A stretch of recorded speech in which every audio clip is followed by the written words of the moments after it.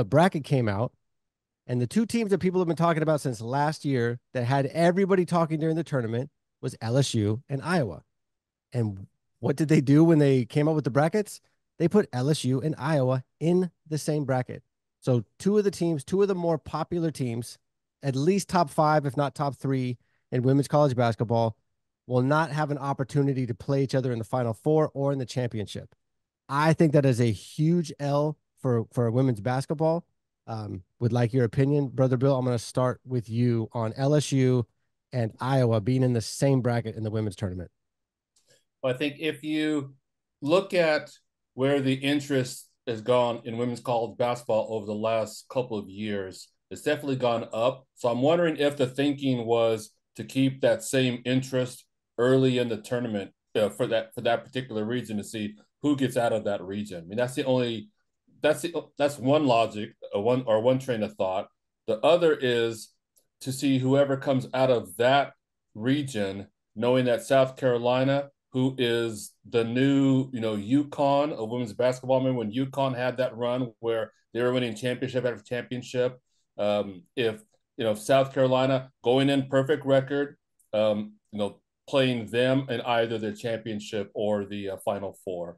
I mean, those are the only two scenarios I could see where the selection committee said, let's put them in the same bracket. I mean, it would have made more sense if they were at least in opposite brackets, so they meet in the Final Four. But knowing that, I think South Carolina, as you go further in the tournament, is going to get attention just because of their record. They won it before. I could see, and trying to get the early interest in women's basketball early in the tournament. Brother James, thoughts on the women's bracket? Well, I wanted to agree with Bill, but I'm not. So I'm gonna go straight over to the left. I think that South pay a little bit more money to keep one of them teams out of their bracket. So that's why they put them in the same bracket. So they could beat each other, and then South Carolina go ahead and do their thing. No, just kidding. I do agree with what Brother Bill said, because it doesn't have any logic to put those two teams. I mean, because they're headliners. To put those two headliner teams in the same bracket, unless you're trying to build up some publicity in the beginning of the tournament versus the final. All right, so we're kind of 3 for 3 in agreement. Deacon Hill, bring us home. Well, James, you're getting very smart, bro, by not agreeing with Bill. So I love that. But you flip back and kind of agree with him. But yeah, at least you started out not agreeing with him. So that's a smart move.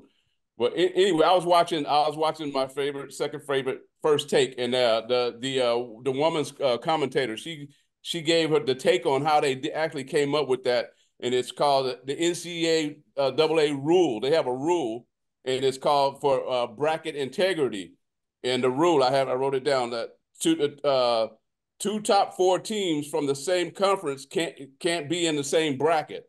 So LSU and South Carolina, they're both top four teams, and they're in the same conference, so they can't be in the same bracket in the tournament. So they had to move LSU, and LSU was not strong enough. They didn't have a strong enough schedule to be a number 2 seed, so they couldn't go to a different bracket and be a 2 seed in that bracket. So they're a number 3 seed, and then she explained it as what they do is it's like painting by the numbers. It's all covered. The board is covered, and as they do this, their how they make their brackets, then they pull away the numbers, and that's the team that's under that number.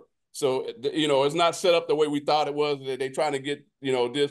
That's just the way it shook out because of those teams couldn't be in the same bracket, and LSU didn't have a strong enough a record to be a number 2 seed. So that's how it fell out. They just fell into the bracket with Iowa, and Iowa is a number 2 seed overall, but they're number 1 in that bracket, and LSU is number 3 in that bracket. So that's how it shook out to be that way.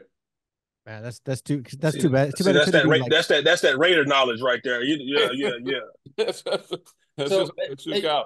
Hey, Brother Hill, what was that multi-syllabic words you used? What was that bracket? What? Integrity. What school did you learn that at? That's pretty good. It wasn't yours. You can believe that. It's a school that them Niner fans should have went to. Don't know anything about. Bracket intake, 2 syllables, 4 syllables, man. You all right? It's too bad they couldn't. Had to pair them up that way. That's how I shook out.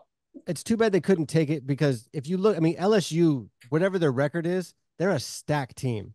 I mean, they brought almost everybody back from last year, and then they added the transfers. It's like, it's too bad it couldn't be kind of like they did with college football. Like when FSU was going into that final, yeah, their record and stuff was good, but you just knew because of the team that they're a better team than even their record was. It's too bad they couldn't get like a little bump because of that. But at least nobody got paid off. At least it was the bracket integrity. But it sucks that you're not going to have these two powerhouses face each other. I mean, like one of those two teams is not going to be in the Final Four, and that's a huge loss for the tournament because like South Carolina has a lot of attention. Joe, look, that'll be good for that bracket when they meet in that bracket against each other. It's going to be good. Yeah, that game will be good, and then it'll be a letdown when we get to the Final Four, the finals.